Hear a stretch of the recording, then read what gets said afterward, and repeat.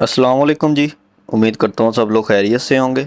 और आज आपका दिन स्टॉक मार्केट में कैसा गुजरा, अपनी राय का इजहार कमेंट में लाजमी कीजिएगा। अच्छा जी, वीडियो का टॉपिक तो आपको पता चल गया होगा। बाकी हम सबसे पहले इंडेक्स को देख लेते हैं, इंडेक्स का थोड़ा एनालिसिस कर लेते हैं, फिर उसके बाद हम अपने टॉपिक की तरफ चलते हैं। अच्छा जी, लास्ट ट्रेडिंग डे में मार्केट ने 3550 पॉइंट तकरीबन माइनस किए हैं जी। मार्केट आन खड़ी हुई है जी 1,11,326 रुपये पर। ठीक है। सो लास्ट डे में मार्केट ने हाई लगाया था जी, हमारे पास 1,14,066 का हमारे पास हाई लगाया था। ठीक है। और जहां पर मार्केट हमारे पास 806 पॉइंट माइनस थी। ठीक है। उसके बाद मार्केट ने लो लगाया था जी 1,10,631 रुपये का मार्केट ने लो लगाया, जहां पर मार्केट हमारे पास 4,240 पॉइंट तक माइनस थी। ठीक है। सो ओवरऑल अगर हम चलें, जो यहाँ पर देख के लग रहा है वो यही है कि यहाँ पर गैप अप ओपनिंग थी। ठीक है। सो यहाँ पर अगर हम कल फर्स्ट कैंडल देखें, ये देखें यहाँ पर गैप अप ओपनिंग थी। ठीक है। क्योंकि 800 पॉइंट नेगेटिव ओपनिंग हुई है। ठीक है। गैप डाउन ओपनिंग थी। ठीक है। ये देखें। सो मार्केट में सेलिंग प्रेशर था। ठीक है। ओवरऑल सस्टेनेबिलिटी लग रही है। देखिए, एक चीज़ मैंने आपको बताई थी जब एमटीएल में भी ये मूव आई थी। ठीक है। ये जो आपको इतनी बड़ी कैंडल नज़र आ रही है ना, ये वाली, ये कैंडल बनाई है और उसके बाद ये पॉइंट ऑफ इंटरेस्ट है इसका। ठीक है। यहाँ पर मार्केट ने अगेन आना होता है मोस्ट ऑफ द चांसेस। ठीक है। सो मार्केट ने इस वीक को अगेन फिल करना होता है, मार्केट ने इस वीक के एरिया में बॉडी बनानी होती है, इस वीक के एरिया में बॉडी क्लोजिंग देनी होती है। ठीक है। सो यहाँ पर मार्केट ने अगेन आई नीचे, जैसा हमें सोचा था। जो प्रीवियस व्यूवर्स हैं जो काफ़ी अरसे से वीडियोस देखते हैं ना, उनको पता होगा कि एमटीएल के बारे में हमने क्या डिस्कस किया था। इसी तरह की सेम कैंडल थी। ठीक है। वो भी सो उसमें भी इसी तरह की सेम मूव थी। ठीक है। सो होपफुली कि ये जो इस कैंडल का लो है हमारे पास जी तकरीबन 1,10,102 रुपये का, या फिर 100, मतलब कि ये एक सपोर्ट एरिया है इसका। यहाँ से ही मार्केट एक मूव दे सकती है। ठीक है। इस एरिया से ही हमें मूव नज़र आ सकती है। उसके बाद अगर ये सपोर्ट ब्रेक होती है तो फिर जो स्ट्रॉन्ग सपोर्ट है जी वो है जी 1,00,000 हमारे पास 60,000 रुपये की। होपफुली कि ये जो सपोर्ट है 1,10,000 रुपये की, ये सपोर्ट बरकरार रहे। ठीक है। यहाँ पर नेक्स्ट सपोर्ट सॉरी जो हमारे पास है वो 1,05,910 रुपये की सपोर्ट है हमारे पास। ठीक है। ये देखें, नंबर आपने कंफर्म कर लेना है। एक ये सपोर्ट है, एक ये वाली सपोर्ट। ठीक है। ये वाली सपोर्ट। सो अभी हम चलते हैं अपनी वीडियो की तरफ। अच्छा जी, सबसे पहले है हमारे पास कैप्को। सो कैप्को को देखें, जो भी स्टॉक इस लिस्ट में शामिल होंगे वो हम इस तरह नहीं कि जो ज़्यादा डिविडेंड दे रहे हैं, हमने इस तरह उनको इस लिस्ट में शामिल नहीं किया। जो एवरेज अच्छा डिविडेंड दे रहे हैं, जो कंसिस्टेंसी के साथ डिविडेंड दे रहे हैं, उन स्टॉक्स को हमने इन इस लिस्ट में शामिल किया। बाकी इंशाल्लाह इस तरह की और वीडियोस भी बनाएंगे। एक दो लिस्ट और आपके साथ शेयर करूंगा डिविडेंड पेइंग स्टॉक्स की। ठीक है।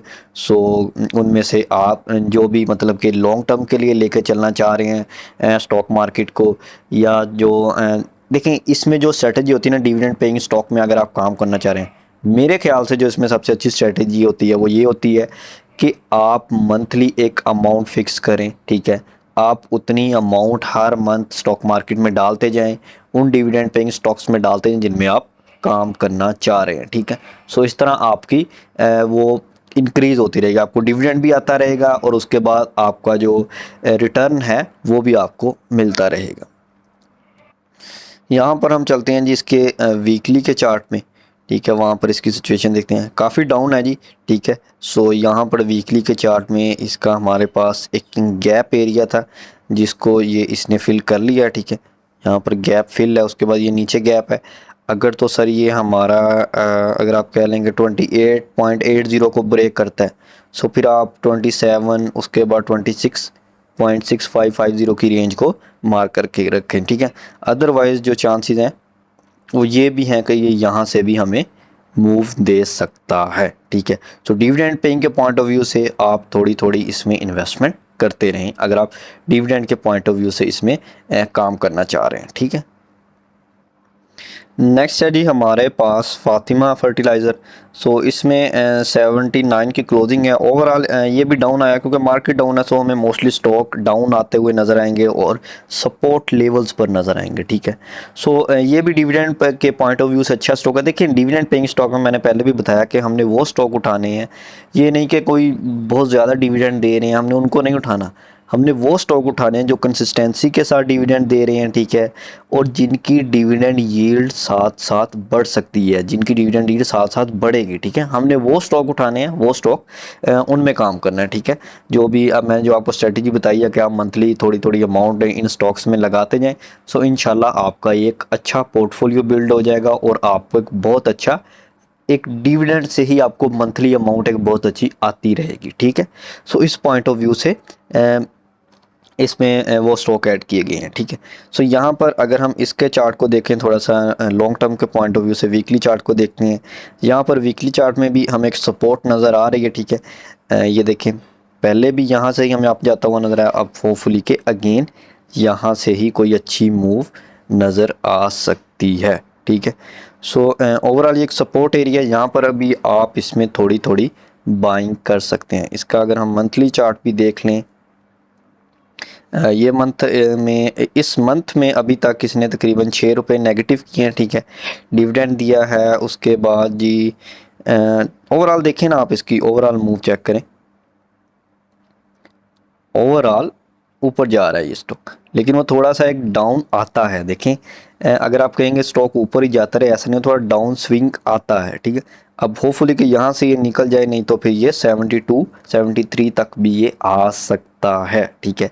लेकिन आपने जो मैंने आपको चीज़ बताई है, आपने मंथली में इसमें काम करना है, डिविडेंड पेइंग स्टॉक्स में थोड़ा थोड़ा अमाउंट हर मंथ लगाते जाएं। इस तरह क्या होगा, अगर आप कोई स्टॉक आपने ऊपर का बाय किया वो डाउन आ गया, आप नीचे से डाउन नेक्स्ट मंथ अगेन उसमें बाइंग करेंगे, सो उसकी एवरेज प्राइस भी सेट हो जाएगी, ठीक है। आपको एवरेज प्राइस भी सेट हो जाएगी और आपको उसका डिविडेंड जो आना है वो भी आता रहेगा, उसका आपको डिविडेंड भी इंक्रीज होता जाएगा, ठीक है। सो दो काम होंगे इसमें, ठीक है। उसके बाद आपको डिविडेंड यील्ड भी मिलेगी, उसके बाद आपको रिटर्न भी मिलेगा, इसको प्राइस की सूरत में भी, आपको इन्वेस्टमेंट की सूरत में भी रिटर्न मिलेगा, वो आपको लॉन्ग टर्म में, ठीक है। उसके बाद आपको डिविडेंड की शक्ल में भी रिटर्न मिलेगा, ठीक है। नेक्स्ट है जी हमारे पास पोल पाकिस्तान ऑयल फीड। ये तो पहले ही बड़ा मशहूर है कि ये बहुत अच्छा डिविडेंड देते हैं, ठीक है। सो यहाँ पर अगर हम इसमें देखें मंथली चार्ट है जी ये इसका, यहाँ पर गैप फिल्ड है। सो होपफुली कि यहाँ से इसमें मूव आने के बहुत ज़्यादा चांसेस मुझे नज़र आ रहे हैं, ठीक है। सो यहाँ से इसमें मूव आ सकते हैं। अगर हम इसी तरह वीकली के चार्ट में चलें, ये देखें गैप तकरीबन, ये देखें वीक लग गई है, तकरीबन गैप आप कह लेंगे 70% फील्ड है, ठीक है। सो यहाँ से होपफुली इंशाल्लाह नीचे कोई भी मुझे ऐसा लेवल नहीं नज़र आ रहा है नीचे जाने का। बाकी होपफुली के यहाँ से ये इसका ट्रेंड अप था, उसके बाद अगेन अभी डाउन है। बाकी होपफुली कि यहाँ से इसका ट्रेंड अप होने के चांसेस हैं यहाँ पर, ठीक है। उसके बाद अगर हम इसके डेली के चार्ट को भी देखें, गैप अप, ये देखें ना ऊपर जो गैप छोड़े हुए हैं ये इसने फिल करने हैं, ये आपको रिटर्न की सूरत में अमाउंट मिलनी है। ये देखें यहाँ पर ये जो डेली के गैप थे वो भी फिल्ड है। तकरीबन ओवरऑल जो इसने नीचे से लिक्विडिटी उठानी थी ना वो पिक कर चुका है, ठीक है। सो ये काफ़ी देर से नीचे भी है और जो लिक्विडिटी इसने पिक करनी थी वो कर चुका है। सो अब होप है कि इसमें कोई ना कोई बहुत जल्द बाइंग आएगी। और आपने बाइंग कब करनी है, जैसे ही हमें यहाँ पर एक वैलिड स्विंग बनता हुआ नज़र आएगा, ठीक है। थोड़ा एक दो क्लोजिंग ऊपर आ जाएंगे, ठीक है। सो फिर हम इंशाल्लाह इसमें बाइंग करेंगे। यहाँ पर अगर आप देखें, अगर मैं आपको इसकी एग्जांपल दूँ एक, अब ये देख लें, चलें ये थोड़ी बड़ी कैंडल्स हैं लेकिन इन्हीं को आप देख लें,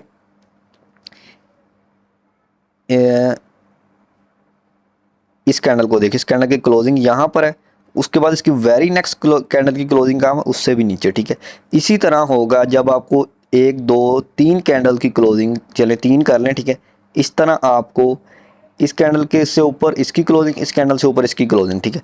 सो फिर मतलब कि आप इसमें डेट मीन्स कि इसमें थोड़ा वॉल्यूम आ रहा है, ट्रेंड चेंज हो रहा है, सो फिर आप इसमें बाइंग कर सकते हैं। अगर ऐसा हो कि एक कैंडल यहाँ पर बन रही है, फिर दूसरी भी उसी के पास, तीसरी उससे नीचे बन रही है, सो फिर मतलब कि ये कोई ट्रेंड नहीं बन रहा, ये कोई भी ट्रेंड नहीं है, इसको आपको फॉलो नहीं करना, ठीक है। जैसे ही आपको एक दो कंटिन्यूटी कैंडल में नज़र आएगी, ठीक है, अप साइड की तरफ कंटिन्यूटी नज़र आएगी, इस तरह एक ट्रेंड बनता हुआ नज़र आएगा, ठीक है, 3 से 4 कैंडल का। सो फिर आपने इसमें पिक कर सकते हैं। कोई भी स्टॉक हो स्विंग पर आपने बाइंग करनी है, सो फिर उसकी ये चीज़ को लाजमी देखा करें।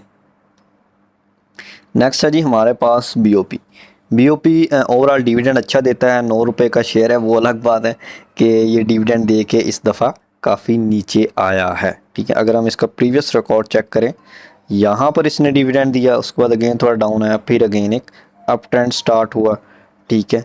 और उससे पहले बोनस शेयर देता रहा है, ये देखें 2 दफ़ा इसने प्रीवियसली बोनस शेयर भी दिए हैं।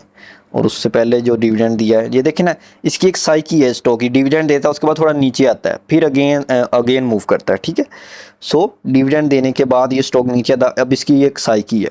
सो आपने इसकी साइकी को समझना है, डिविडेंड लेना है, उसके बाद अगेन बाइंग के लिए वेट करना है। जैसे ही थोड़ा नीचे चला जाए डिविडेंड एक्स होने के बाद, तो फिर आपने वहाँ पर पकड़ लेना है, ठीक है।